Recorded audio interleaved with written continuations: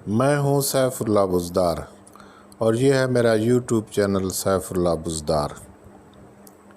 آج میں سوری ندی جو میدانی علاقے میں لنڈ سوری کہلاتا ہے اور یہ شاہدر لنڈ کے ساتھ نوتک سے دریائے سندھ میں داخل ہوتا ہے اور اس کے کوہ سلیمان کے چوٹیوں میں جہاں سے آتا ہے وہاں میں اس کی سیر کرا رہا ہوں۔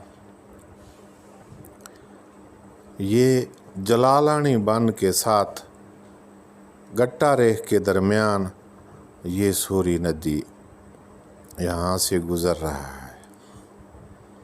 یہاں یہ سامنے ایک گاڑی بھی نظر آ رہا ہے ہمیں۔ یہ بالکھاتی سڑک بہت خوبصورت نظر آتا ہے اور یہ کوہ سلیمان کے خوبصورت پہاڑوں میں بالکھاتی دریائے سندھ میں داخل ہونے والی ندی ہے۔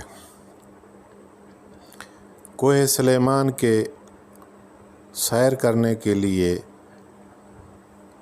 جو ہمارا تحصیل کوہ سلیمان ہے، دو راستے، ایک چوکی والا سے بارتی سے مٹھ چاکرانی سنگھڑ نالا کراس کر کے ٹھیکر سے یہاں پہنچا جا سکتا ہے۔